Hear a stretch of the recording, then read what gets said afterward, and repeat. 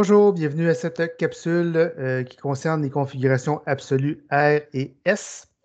Donc, on est toujours dans la continuité des isomères optiques qu'on a introduits dans la dernière capsule. Je vous invite encore une fois à avoir avec vous les deux modèles ici. Donc, un carbone avec une boule blanche, une boule bleue, une boule verte, une boule rouge. Et même chose avec l'autre, mais qui est son image miroir, comme c'est ici. Je ne sais pas si c'est clair, donc si je le mets comme c'est ici. Donc, deux images miroirs, une de l'autre, qu'on appelle ici une molécule chirale, puisque son image miroir n'est pas superposable. Donc, ayant en votre possession là, ces deux modèles-là, deux carbones avec des boules bleues, blanches, rouges, mais qui sont images miroirs une de l'autre, comme c'est ici. Donc, ça va être important. Donc, ce qu'on va apprendre maintenant dans cette capsule-ci, c'est d'apprendre à donner le stéréodescripteur. Donc, est-ce que ma molécule est R ou est-ce qu'elle est S? Donc, les stéréodescripteurs vont nous permettre de différencier le type d'isomère optique qu'on a, un peu dans la même idée que cis-trans ou EZ. Les règles qu'on va utiliser vont être les mêmes, mais appliquées à l'isomérie optique. Donc, je vous amène tout de suite à ma petite présentation. Donc, on est toujours dans le chapitre 3, donc dans la section 3.5 concernant les stéréoisomères, plus particulièrement dans l'isomérie optique. Donc, on a vu dans la dernière capsule que pour différencier les isomères optiques, on va utiliser deux types de stéréodescripteurs. Donc, le stéréodescripteur R et le stéréodescripteur S. Donc, ce qu'on veut maintenant apprendre dans cette capsule-ci, c'est comment déterminer si c'est R ou si c'est S. J'ai terminé la dernière capsule en vous disant que c'était super important de ne pas associer nécessairement un R avec la déviation de la lumière. Donc, ce n'est pas parce que c'est R que ça dévie à droite ou à gauche. Même chose pour S. Là. Donc, le R, le S ne nous indique pas du tout si ça tourne vers la droite ou vers la gauche, de sorte qu'on peut avoir des possibilités suivantes. Là. R qui dévie la lumière vers la droite, R qui dévie la lumière vers la gauche, S qui dévie vers la droite ou S qui dévie vers la gauche. Donc, le truc, ou pas le truc, là, mais la méthode que je vais vous montrer aujourd'hui, là, c'est vraiment pas pour voir si ça dévie la lumière à gauche ou à droite. C'est vraiment pour donner une configuration R ou S. La déviation de la lumière, c'est vraiment au laboratoire qu'on peut la déterminer. Donc, on a ici deux exemples. Donc, on va faire les deux exercices en parallèle. Ça va être plus clair, je pense. Donc, vous avez deux molécules. Celle de droite est l'image miroir de celle de gauche. Et l'image miroir est non superposable. Donc, ce sont deux molécules qui sont chirales. Donc, si vous tournez la molécule de droite, là, puis vous la mettez par-dessus, on se rend compte que les liens n'arrivent pas aux mêmes places. Donc, même si on a l'air pareil, elles ne sont pas identiques. En termes de nom, on peut voir que c'est le même nom parce que ma chaîne de carbone la plus longue, elle a deux carbones ici, elle aussi. Ma fonction prioritaire, un alcool sur le carbone 1, un alcool sur le carbone 1 et un chlore sur le carbone 1, un chlore sur le carbone 1. Donc, on voit qu'ils ont le même nombre d'atomes, même nombre, même position, même fonction. Par contre, si on veut passer de une à l'autre, on doit nécessairement briser des liens. Donc, ce n'est pas juste une rotation de la molécule. Là. On doit vraiment briser un lien puis en recréer d'autres. Donc, c'est ce qu'on appelle une relation d'isomérie entre les deux. Et comme ils ont les mêmes positions, les mêmes fonctions, et ce qui va les différencier, c'est le carbone asymétrique. À ce moment-là, on va parler d'isomère optique. On avait à nommer cette molécule-là, ce serait du 1-chloroéthanol, éthane pour deux carbones, ol pour alcool, et le chlore qui est sur la position 1. Je n'ai pas mis de 1-ol parce que l'alcool, peu importe où je vais le placer, il va être en position 1, étant donné que c'est votre fonction prioritaire. Mais comme ces deux molécules-là sont différentes, je dois dire laquelle est R et laquelle est S. Donc, c'est sûr que je dois lui donner une configuration absolue, étant donné que j'ai un carbone asymétrique. Donc, c'est ce qu'on indique ici. Donc, pour différencier les isomères optiques, on va utiliser une méthode que je vais vous montrer et vous devez faire cette méthode-là pour chacun des carbones asymétriques. Donc, si vous avez un carbone asymétrique, vous devez déterminer est-ce qu'il est R ou est-ce qu'il est S. Si vous en avez deux, bien, chacun des carbones doit avoir une configuration R ou S. Si vous en avez trois, Même chose, R, S, R, S, R, S. De sorte que vous pouvez avoir plusieurs possibilités pour une molécule, là. Donc, ça peut être R, R, S, S, R, S, S, R, etc. Donc, chaque carbone asymétrique doit avoir une configuration absolue R ou S. Donc, comment on fait ça? Vous allez voir, c'est quand même relativement simple. La première étape, c'est d'attribuer des priorités. Donc, les priorités qu'on va attribuer, c'est les mêmes qu'on a attribuées pour EZ. Donc, vous pourriez aller revoir la capsule qui concerne l'attribution des priorités pour les stéréoisomères. Donc, on utilise exactement les mêmes règles, mais maintenant, on va le faire pour 4 groupes. Donc, on doit avoir numéroté les 4 voisins du carbone asymétrique avec des priorités allant de 1 à 4. Donc, c'est ce que j'indique ici. Étape 1, vous devez donner à chacun des 4 substituants une priorité basée sur celle déjà vue pour les isomères géométriques. Donc, si je prends ma molécule de gauche, mon carbone est entouré de quoi? D'un Cl, d'un O, d'un H et d'un C.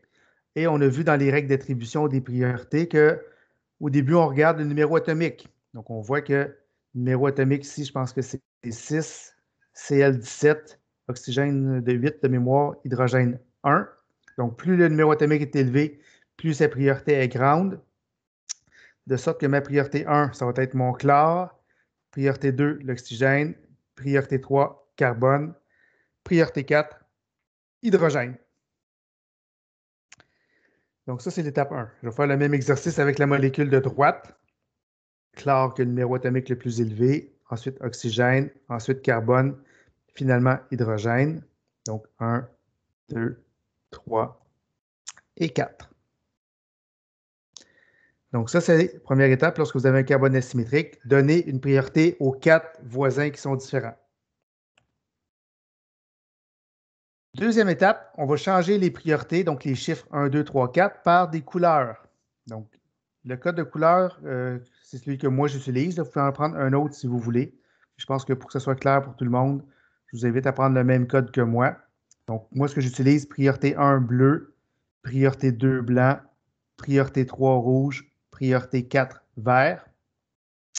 Et on va à ce moment-là changer les 1, 2, 3, 4 pour bleu, blanc, rouge et vert. C'est ce que je fais ici. Mon chlore, je mets une petite boule bleue. Mon OH, je mets une petite boule blanche. Mon CH3, ça va être une petite boule rouge. Et mon hydrogène, boule verte. On fait la même chose avec l'autre. Donc, chlore bleu, OH blanc, CH3 rouge et H vert. Il faut se rappeler que les pointillés, c'est ce qui rentre derrière votre écran. Et en plein, c'est ce qui s'en va vers vous. Les autres barres ici sont sur votre écran. Donc, vous devez choisir entre les deux modèles que vous avez fait au début. Donc, si je prends par exemple la molécule de gauche, donc celle-là ici, je dois prendre la molécule pour laquelle le rouge est en haut, le vert est à droite. Oups, c'est pas la bonne. Donc, le rouge en haut, le vert à droite. Le bleu doit rentrer derrière l'écran et le blanc doit venir vers moi. Donc, je vous invite à le prendre. Je vais vous le montrer. Donc, la molécule de gauche devrait, je ne sais pas si pour vous ça va marcher, devrait ressembler à ça ici. Donc, rouge en haut, vert à votre droite. Le bleu doit sortir de l'écran et le blanc doit aller vers vous.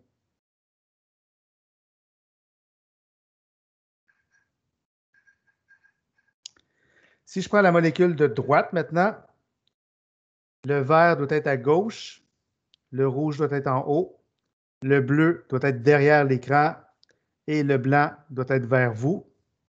Donc, si je vous montre ma molécule de droite, ça devrait ressembler à ça ici.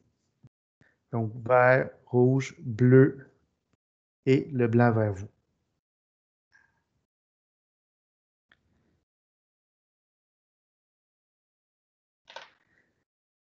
Donc, ça, c'est l'étape 2. Donc, vous remplacez vos priorités que vous avez déterminées par des codes de couleur. Donc, bleu, blanc, rouge, vert. Donc, 1 bleu, 2 blanc, 3 rouge, 4 vert. Étape 3. Vous mettez dans votre main la priorité vert. Donc, vous prenez la petite boule verte, puis vous la tenez dans votre main et vous tournez la molécule pour avoir devant vous le bleu, le blanc et le rouge. Donc, si je prends la molécule de gauche, Et je vous la montre, là. Moi, je la tiens comme ça. Vous devriez la tenir comme ça ici. Peu importe là, comment vous la tenez, là, c'est pas grave. La molécule de droite, je mets la boule verte dans ma main et ça devrait ressembler à ça pour vous. Ça va? Donc, vous la regardez comme ça.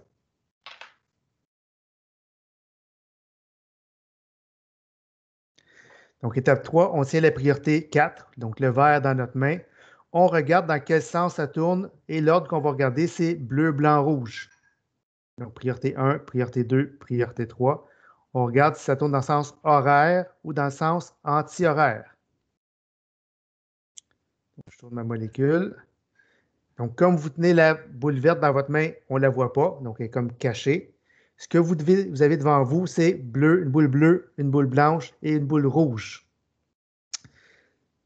Donc, si vous prenez la molécule de gauche, ça devrait ressembler à ça. Et vous regardez dans quel sens ça tourne. Donc, ça tourne bleu, blanc, rouge. Donc, ça tourne dans le sens anti-horaire. Alors que la molécule de droite, bleu, blanc, rouge, ça tourne dans le sens horaire. Comme c'est ici. Vous en avez deux, je peux vous montrer les. Donc, normalement, vous devriez en avoir deux. Comme ça. Oups.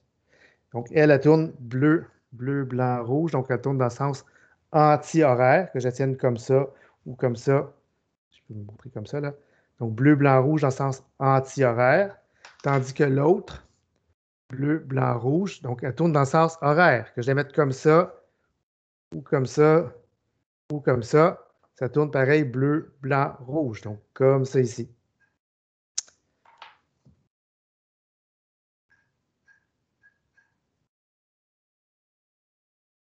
Elle tourne dans le sens anti-horaire. Donc, vous voyez, bleu, blanc, rouge. Tandis que l'autre tourne dans le sens horaire, bleu, blanc, rouge. Pour les différencier, on va mettre des stéréodescripteurs RS. La règle est la suivante.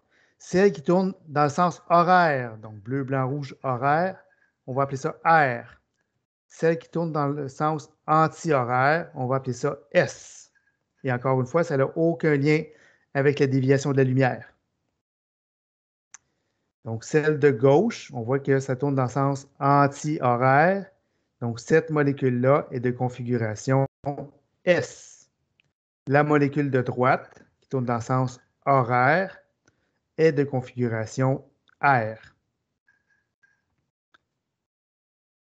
Donc, à la base, ils portaient le même nom, donc 1-chloroéthanol.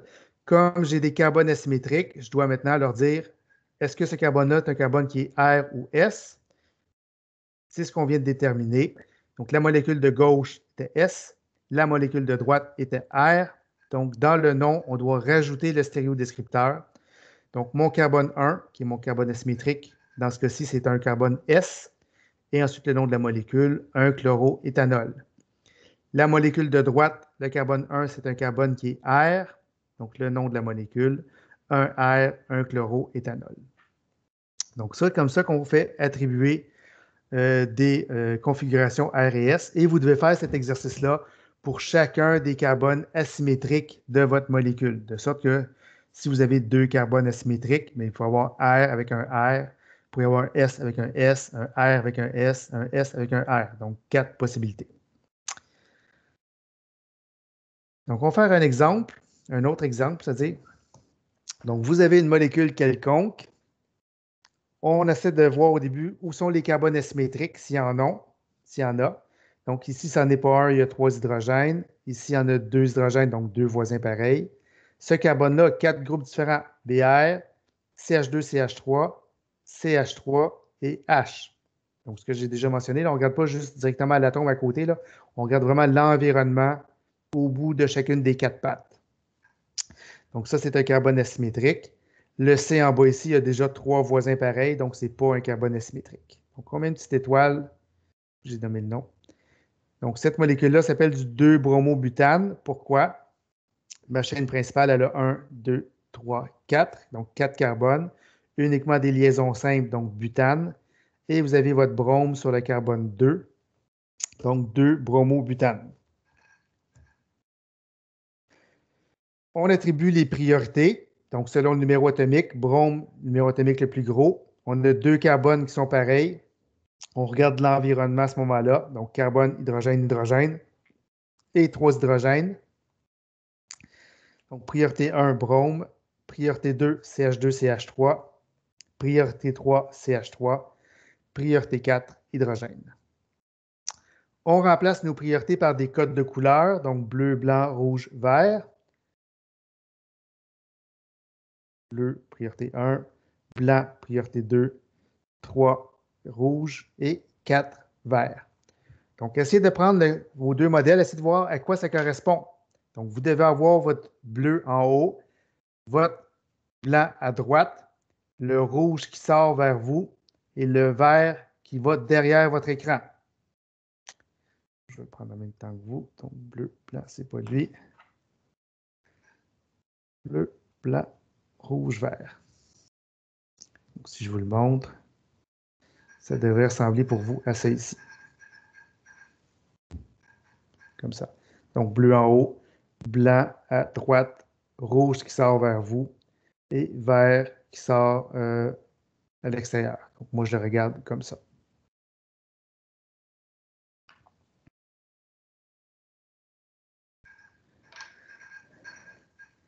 Une fois que ça c'est fait, vous tenez la priorité vert dans votre main et vous regardez dans quel sens les boules bleu, blanc, rouge vont tourner.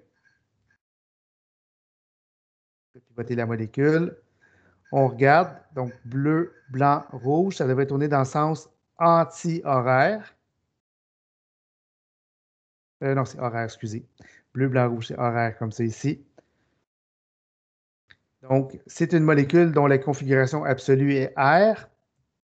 Donc, cette molécule-là va s'appeler 2R, 2-bromo-butane. Pourquoi le 2? Parce que c'est le deuxième carbone qui était asymétrique. En arrière, là, pour vous montrer que c'est le deuxième carbone. Là. Donc, si j'avais nommé, là, c'est ce carbone-là ici qui est asymétrique. Deuxième exercice, excusez. Donc, on va prendre un cas plus difficile où vous avez 2 carbones asymétriques. Donc, ça, ce n'est pas asymétrique parce qu'il y a 3 hydrogènes. Celui-là, il y a 4 voisins, donc un N, un Cl, un CH3, puis un C avec d'autres choses. Le deuxième carbone, le carbone ici est aussi asymétrique. Un H, un CH3, CH2, CH3 et une autre grosse bébelle ici. Le CH3 n'est pas asymétrique étant donné qu'il y a au moins 2 voisins pareils. Même chose pour le CH2 et même chose pour le CH3. Cette molécule-là, ça a 1, 2, 3, 4, 5 carbones. Donc, ça va être un pentane. Fonction prioritaire amine, qui va être sur votre carbone 2. Et vous avez une ramification chloro sur votre carbone 2. Une ramification méthyle sur votre carbone 3. Donc, cette molécule-là, à la base, se nomme 2-chloro-3-méthyle pentane 2-amine. Et on a 2 carbones asymétriques. Donc, 2 configurations absolues RS à donner. Donc, il faut dire, est-ce que le carbone qui est ici est R ou S? Est-ce que le carbone ici est R ou S? Donc, on va commencer par le premier carbone qui est entouré d'un azote, carbone, chlore et carbone. Oups. Donc, chlore, c'est le plus gros numéro atomique. Donc, lui, ça va être priorité 1. Ensuite, c'est l'azote, priorité 2. Et pour distinguer les 2 carbones qui sont pareils, on regarde l'environnement. Donc, 3 hydrogènes pour lui. Carbone, carbone, hydrogène. Donc, lui, les carbones de droite, vont avoir priorité sur le CH3. Donc, priorité 1, chlore. Priorité 2, NH2. Priorité 3, la grosse bébelle à droite. Priorité 4, le CH3.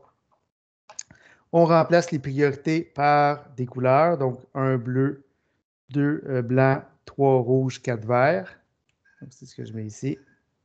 Blanc, bleu, blanc, rouge et vert. On prend le vert dans notre main et on fait pivoter la molécule. Vous devriez avoir quelque chose qui ressemble à ça ici. L'ordre dans lequel ça tourne, c'est bleu, blanc, rouge. Donc, on voit que ça tourne dans le sens anti-horaire. Donc, cette configuration-là, pour le premier carbone, c'est une configuration qui est S. Donc, le carbone à gauche ici, c'est une configuration S. On peut aller tout de suite changer de nom si on veut pour dire que le carbone qui est en position 2 est de configuration S. On fait maintenant le même exercice pour l'autre carbone asymétrique. Donc, ce carbone est entouré de quoi? Carbone, carbone, carbone et un hydrogène. Donc, l'hydrogène, lui, c'est sûr que ça va être la priorité 4. C'est lui qui a le plus petit numéro atomique. Ensuite, j'ai un C ici qui est entouré de HHC. Le C en bas est entouré de 3 hydrogènes. Et le C à gauche est entouré de ClNC. Donc, le carbone à gauche va avoir ma plus grande priorité. Ensuite, CH2, CH3, CH3 et finalement le H. Donc, c'est ce que j'indique ici. Donc, priorité 1, ma grosse bébelle à gauche. CH2, CH3, CH3 et H. On remplace les priorités par des couleurs, donc bleu, blanc, rouge et vert.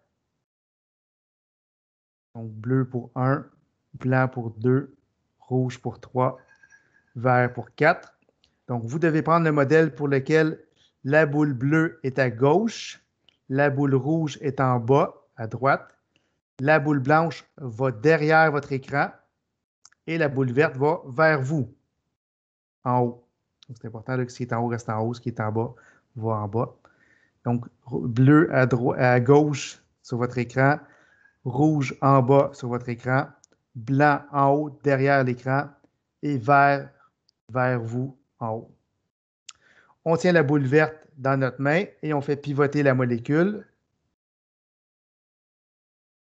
pour cacher la boule verte et vous devriez avoir ça ici. On regarde dans quel sens ça tourne bleu, blanc, rouge. Donc bleu, blanc, rouge. Donc ça tourne dans le sens anti-horaire. Donc ce carbone-là est un carbone de configuration S. On va aller mettre ça sur notre molécule. Donc ce carbone ici, S. On a vu tantôt que le premier carbone était aussi S.